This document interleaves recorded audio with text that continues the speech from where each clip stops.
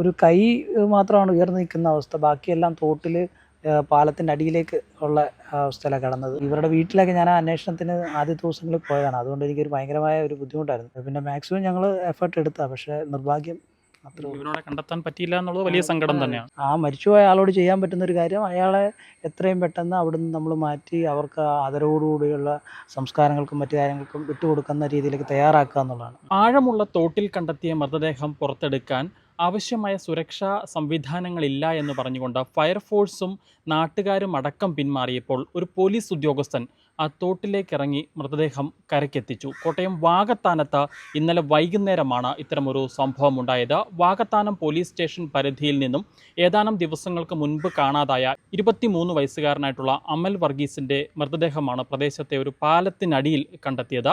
ഈ ഭാഗത്ത് തോടിന് ആഴം കൂടുതലാണ് എന്ന് പറഞ്ഞുകൊണ്ടാണ് നാട്ടുകാരടക്കം തോട്ടിലേക്ക് ഇറങ്ങാൻ മടിച്ചത്. ഈ സാഹചര്യത്തിലാണ് വാകത്താനം പോലീസ് സ്റ്റേഷനിലെ സിവിൽ പോലീസ് ഓഫീസറായിട്ടുള്ള പ്രീതീഷ് പ്രസാദ് ഈ തോട്ടിലേക്ക് ഇറങ്ങുകയും മൃതദേഹം കരയ്ക്ക് എത്തിക്കുകയും ചെയ്തത്. ആ ഉദ്യോഗസ്ഥൻ തന്നെ ഇപ്പോൾ നമുക്കൊപ്പം ചേരുകയാണ്.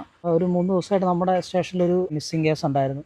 അതിന് ഞങ്ങൾ സ്ക്വാഡൊക്കെ ഉണ്ടാക്കി അതിന് അന്വേഷണം നല്ല രീതിയിൽ പുരോഗമിക്കുകയായിരുന്നു. ഡോഗ് സ്ക്വാഡിൻ്റെ സഹായത്തോടു കൂടിയൊക്കെ ഞങ്ങൾ ആളെ അന്വേഷിച്ച് കണ്ടെത്താനായിട്ടുള്ള ശ്രമങ്ങൾ ഒരുപാട് നടത്തിയിരുന്നു. ഭാഗ്യവശാൽ ഈ മരണപ്പെട്ടത് ഇദ്ദേഹമാണെന്ന് ഇന്നലെ വൈകുന്നേരം തിരിച്ചറിഞ്ഞു. അപ്പോൾ സ്റ്റേഷനിലേക്ക് ഒരു കോൾ വന്നു. ഇവിടുന്ന് ഞങ്ങൾ പോലീസ് പാർട്ടി പോയി. ചെന്ന സമയത്ത് ഒരു കൈ മാത്രമാണ് ഉയർന്നു നിൽക്കുന്ന അവസ്ഥ. ബാക്കിയെല്ലാം തോട്ടിൽ പാലത്തിൻ്റെ അടിയിലേക്ക് ഉള്ള അവസ്ഥയിലാണ് കിടന്നത്. ഒരു ഭയങ്കര അഴുകി ഭയങ്കര ഒരു വല്ലാത്ത അവസ്ഥയിലായിരുന്നു. ഞങ്ങൾ ഇവിടുന്ന് തന്നെ ഞങ്ങളുടെ SI രാജേഷ് സാറിൻ്റെ നേതൃത്വത്തിലാണ് ഞങ്ങൾ പോയത്. അവിടെ ചെന്ന് നാട്ടുകാരുടെ ഒരു സഹകരണം ഉണ്ടായിരുന്നു നല്ല രീതിയിൽ. പക്ഷേ എന്നാലും അവിടെ ഈ ഇറങ്ങാനുള്ള പ്രായോഗികമായ ബുദ്ധിമുട്ട്, വളരെയേറെ ബുദ്ധിമുട്ടുള്ള സ്ഥലമാണ്. അപ്പോൾ ഫയർഫോഴ്സിനെ വിളിച്ചിരുന്നു. അവർ വന്നതിന് ശേഷം അവർ ഇറങ്ങാൻ എന്തൊക്കെയോ ബുദ്ധിമുട്ടുള്ളതുകൊണ്ടാണ് പിന്നെ നമ്മൾ തന്നെ ഇറങ്ങേണ്ടി വന്നു. ഒരു ബോഡി കരയ്ക്കെത്തിക്കുന്ന കാര്യത്തിനൊക്കെ അവർ സഹകരിച്ചായിരുന്നു. പിന്നെ വെള്ളത്തിൽ ഇറങ്ങാനായിട്ട് ആ സ്ഥലത്തിൻ്റെ ഒരു ഭയങ്കര ആഴം, ഒരു 2 ആൾ താഴ്ചയ്ക്ക് വേണ്ടി വെള്ളമുള്ള സ്ഥലമാണ്. വളരെ ചെളി നിറഞ്ഞത്.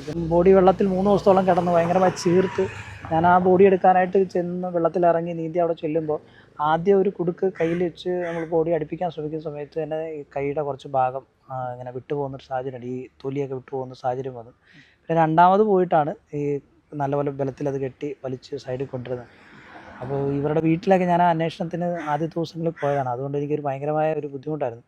പിന്നെ നമ്മൾ ആ സമയത്ത് ഇറങ്ങിയില്ലെങ്കിൽ വീണ്ടും താമസിക്കും. ആരെങ്കിലും ചെയ്തേ പറ്റത്തുള്ളൂ. നമ്മൾ ഇറങ്ങാന്നുള്ളതേ ഉള്ളൂ. അതിൽ എനിക്കൊരു വലിയ ബുദ്ധിമുട്ടായിട്ടൊന്നും തോന്നിയില്ല. പിന്നെ ഇതുപോലത്തെ സാഹചര്യം ഞങ്ങൾ പോലീസുകാർ എപ്പോഴും ഒരു റെയിൽവേ ട്രാക്കിലൊക്കെ ആണെങ്കിൽ ഒരുപാട് റൺ ഓവറുകൾ ഇതൊക്കെ വരുമ്പോഴും പോലീസുകാർ ഈ ജോലി തന്നെയാണ് ചെയ്യുന്നത്. നമ്മുടെ ഒരു റൊട്ടീൻ ഡ്യൂട്ടിയാണ്. നമുക്കിപ്പോൾ ആരും മാറി നിൽക്കാൻ പറ്റാത്ത ഒരു സാഹചര്യം ഞങ്ങളെല്ലാ മേഖലയിലും ഞങ്ങളിത് ഞാനെന്നല്ല മറ്റേ പോലീസുകാർ ചെയ്യും. ഇന്നലെ ആ കൂട്ടത്തിൽ ഇറങ്ങാനായിട്ട് ഇതുപോലത്തെ സ്ഥലങ്ങൾ പരിചയമുള്ളതുകൊണ്ട് ഞാൻ ഇറങ്ങിയതാണ്. കാരണം എൻ്റെ വീട് ഇതുപോലെ വെള്ളമൊക്കെയുള്ള കോട്ടയത്ത് മള്ളൂശ്ശേരി എന്ന് പറയുന്ന സ്ഥലമാണ്. ഞങ്ങൾക്ക് അവിടെ വെള്ളപ്പൊക്കത്തിൻ്റെയൊക്കെ ഒരുപാട് ബുദ്ധിമുട്ട് വരുന്നൊരു സ്ഥലമാണ്. അത് ഇതുപോലെ തോടും താഴ്ചയുള്ള തോടുകളും വെള്ളക്കെട്ട് ചതുപ്പായിട്ടുള്ള സ്ഥലമുള്ള സ്ഥലമാണ്.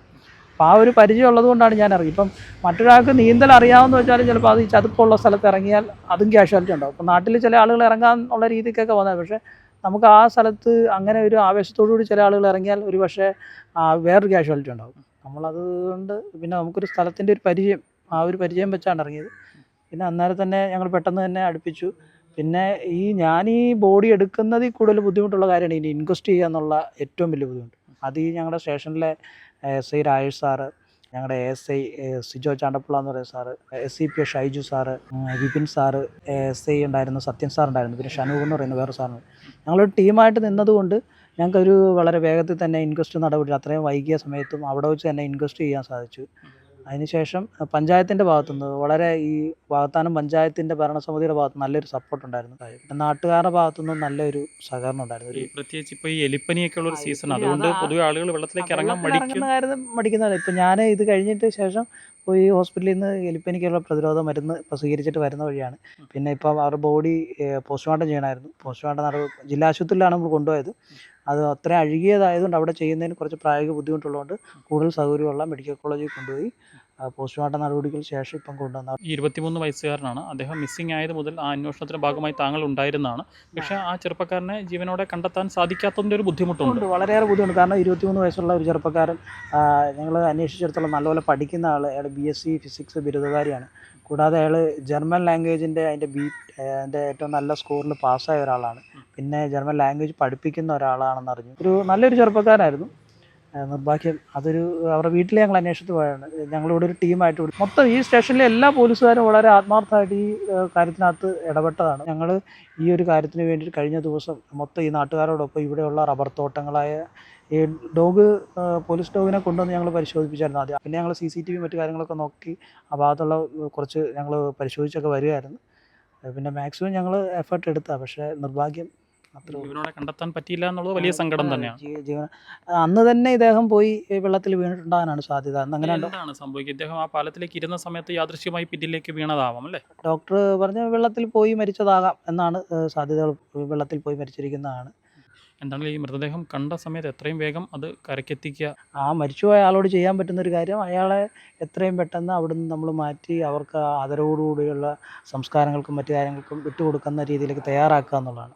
എന്താണെങ്കിലും ഈ 23 വയസ്സുകാരനെ കാണാതായ സമയം മുതൽ വാകത്താനം പോലീസ് ഇദ്ദേഹത്തെ കണ്ടെത്തുന്നതിന് വേണ്ടി ആത്മാർത്ഥമായി പരിശ്രമിച്ചതാണ്. പക്ഷേ ദൗർഭാഗ്യവശാൽ അദ്ദേഹത്തെ ജീവനോടെ കണ്ടെത്താൻ സാധിച്ചില്ല. ഇന്നലെ ഈ മൃതദേഹം കണ്ട സമയത്ത് ആളുകൾ ആ തോട്ടിലേക്ക് ഇറങ്ങാൻ തയ്യാറാകാതിരുന്ന ആ ഒരു സമയത്ത് എത്രയും വേഗം ആ മൃതദേഹം കരക്കെത്തിക്കുക, ആ മൃതദേഹത്തിന് നൽകാൻ പറ്റുന്ന ഒരു ആദരവ് അതാണ് എന്ന് വിചാരിച്ചുകൊണ്ട് മറ്റൊന്നും ചിന്തിക്കാതെ താൻ ആ തോട്ടിലേക്ക് ഇറങ്ങുകയും എത്രയും വേഗം കഴിയുന്നതും വേഗം ആ മൃതദേഹം കരയ്ക്ക് എത്തിക്കുകയുമായിരുന്നു എന്നാണ് പോലീസ് ഉദ്യോഗസ്ഥനായിട്ടുള്ള പ്രീതിഷ് പ്രസാദ് പറയുന്നത്. കോട്ടയം വാകത്താനത്ത് നിന്നും ക്യാമറമാൻ ആരോമലിനൊപ്പം Rahul Irumbukuzhi, focus news TV.